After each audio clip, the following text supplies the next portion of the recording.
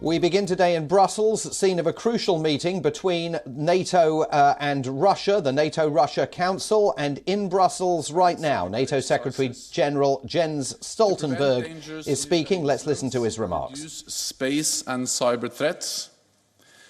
Allies are also offered to look at arms control, disarmament and non-proliferation, including to address reciprocal limitations on missiles and to address nuclear policies. On lines of communications, NATO allies are interested in looking at ways to improve civil and military communication channels and the possibility of re-establishing our respective offices in Moscow and in Brussels. NATO allies are clear-eyed about the prospects for progress in these talks. They expressed serious concern about the Russian military build-up in and around Ukraine and called on Russia to immediately de-escalate the situation and to respect the sovereignty and territorial integrity of its neighbors. They also called on Russia to refrain from aggressive force posturing and malign activities directed against allies and abide by all its international obligations and commitments. And this means that our dialogue, all this means that our dialogue is difficult, but even more necessary. NATO allies stress that they will make every effort to find a political way forward. I also welcome the bilateral consultations between the United States and Russia and tomorrow's meeting of the OSCE. These are opportunities for constructive engagement which should not be missed in the interest of security in Europe. And with that, I'm ready to take your questions. Okay, we'll go to CNN in the third row center.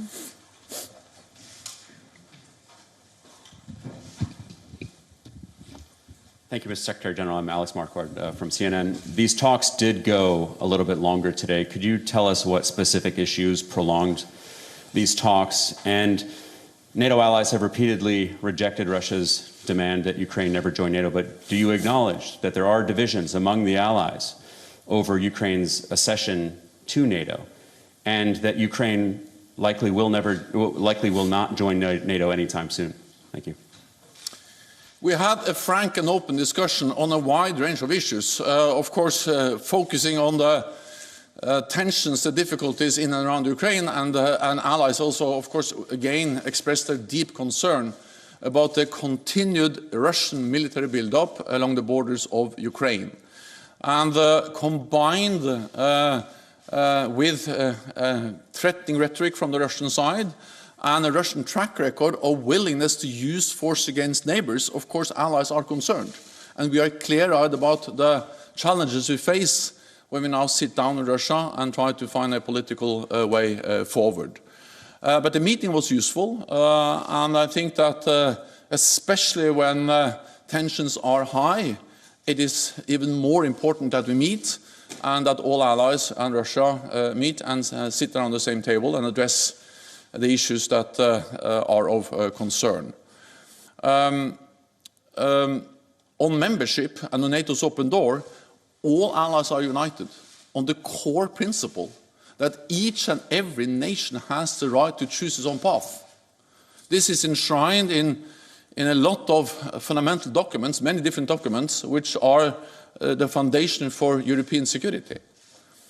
And therefore also allies totally agree that it is only Ukraine and 30 allies that can decide when Ukraine is ready to become a NATO member. No one else has anything to say, and of course Russia doesn't have a veto on whether Ukraine can become a NATO member.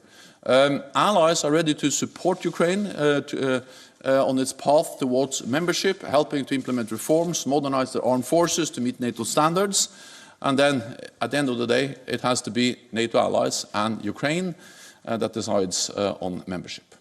Okay, we'll go to TASS in the second row. Thank you very much. Denis Dubrovin, TASS News Agency. Mr. Secretary General, it seems you have at least slight progress on the issue of risk reduction. Do you consider that after these talks, it may be feasible in the future to move towards new treaty limiting the use of missiles in Europe? Offensive missile system, yeah. The NATO allies made it clear in the meeting that we are ready to schedule a series of meetings addressing a wide range of different topics, including missiles and reciprocal verifiable limits on missiles in Europe. From the Russian side, they made it clear that they are not ready. They were not ready today to agree on such a schedule of meetings. I think you should ask them to explore or to explain their position more in detail. But at least I welcome that there is a general willingness and support of the idea of dialogue. And NATO allies have also made it clear that we are ready to put concrete proposals on the table and to discuss risk reduction, transparency, but also arms control, including reciprocal, verifiable limits on missiles. But let me add that we are in this situation because Russia violated the INF Treaty. We had the ban, we had the treaty banning all intermediate range weapons, dual capable, conventional and nuclear. And it was really a cornerstone of arms control. And then Russia started to deploy missiles in Europe in violation of that treaty. So the reason why we are where we are is that the treaty that banned missiles, all intermediate range missiles, conventional and nuclear, that treaty has collapsed. We have seen the demise because of extensive Russian violations, deployments of missiles in violation of the treaty. So we are ready to sit down. We support arms control. I know it's possible to reach agreements, but then, of course, we need verifiable and balanced limitations, both on conventional and on nuclear forces. Go to the National News Agency of Ukraine, at the back. Dmitry Shkurko, National News Agency of Ukraine. It looks like that one of the aims of the new Russian threats for European security is to divert the attention from already existing violations of international law, including occupation of Crimea, including occupation of certain areas of Donbass, unauthorized presence also in Moldova, military presence in Moldova and Georgia. So my question is if allies preserve unity in that circumstances around those issues, and are they going to continue to solve it? And one short follow-up, if I may. Russia demands some kind of guarantees from NATO and USA. But what kind of guarantees NATO would like to see from the side of Russia in terms of security? Thank you. So Russia has military forces in Georgia, in Ukraine, in Crimea, and also in Moldova. And these forces are there without the consent of the governments of these countries. They are uninvited and not welcomed. And NATO allies, also in the meeting today, called on Russia to withdraw those forces and to respect the territorial integrity and sovereignty of Georgia, of Ukraine, of Moldova. And again, this is fundamental principles to respect the borders of all countries for peace and security in Europe. And NATO allies are ready to engage in dialogue with Russia, but we will not compromise on core principles. We will not compromise on the sovereignty and territorial integrity of every nation in Europe. And we will not compromise on the right for all countries to choose their own path, including what kind of security arrangements they want to be part of. And we will not compromise on the right for allies to protect and defend each other. Then what allies raised with Russia today was actually a wide range of different issues. The focus was on Ukraine and the implications for European security. But of course it is of concern that the military buildup we see in and around Ukraine, and that military buildup continues. that is part of a pattern where Russia has used force against different countries, and where Russia has also used cyber against NATO allies. We have seen the use of chemical weapons on European territory, and we also see that Russia is very also oppressive against democratic opposition at home.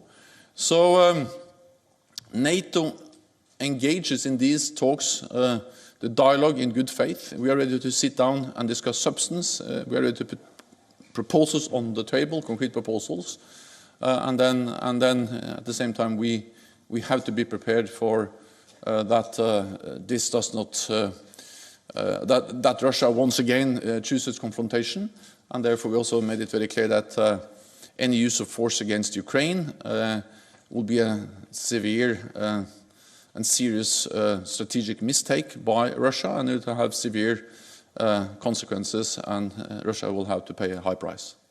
We'll go to Politico. Thanks very much, Secretary General. David Herzenhorn with Politico.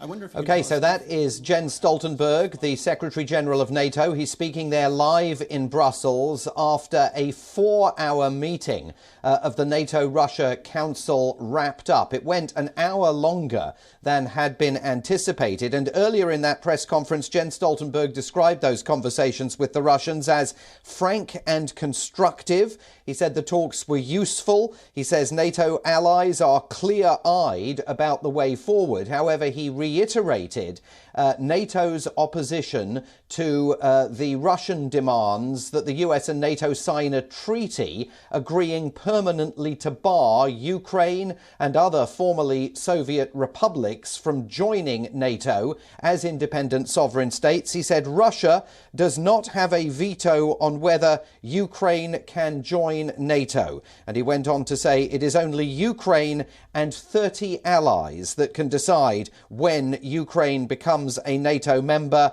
No one else can. And you heard towards the end of that press conference that we were bringing you live from Brussels that Jens Stoltenberg indicated discussions about arms control are certainly possible with the Russians, but he again reiterated there a whole variety of areas in which he said NATO is unwilling to compromise with the Russian President Vladimir Putin. Meanwhile, the US and Ukraine say they remain united in seeking to defuse the standoff with Moscow through diplomacy. Ukraine's Foreign Minister Dmytro Kuleba spoke with US Secretary of State Antony Blinken. He said that the two nations are working closely to deter Russian aggression. But 3,000 Russian troops conducted live-fire exercises in western Russia on Tuesday, including in areas close to Ukraine. The announcement of the drills by the Russian Defense Ministry came just 24 hours after US-Russia talks over Moscow's security demands. Those talks took place in Geneva and did not achieve a breakthrough.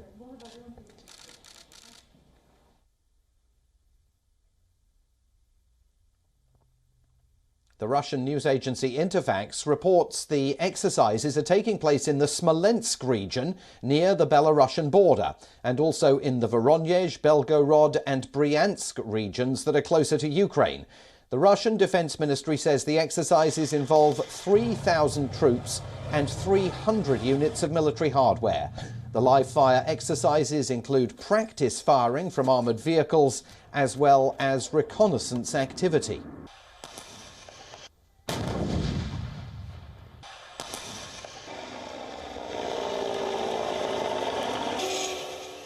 In recent months, they have done so in a manner that was clearly not an attempt to be furtive or stealthy. It's hard to be stealthy when you're moving 100,000 forces along in internationally recognized borders. That underscores and undergirds our concern. And the fact that this was done and is being done in an effort to intimidate, and an effort to coerce. The Russian troop presence along the Ukrainian border has, of course, stoked tensions with the West for the last several weeks. The country is demanding that the Biden administration sign that treaty, promising never to admit Ukraine to NATO. It also wants guarantees that that the military alliance will not expand eastward. The US calls those demands a non-starter, language that we heard reflected in that press conference by Jens Stoltenberg. Washington is urging Russia to reverse its military build-up and continues to fear that the Kremlin may order an invasion of Ukraine. But Moscow continues to maintain it has no intention of launching an attack and asserts that it has every right to move its soldiers around within its own borders.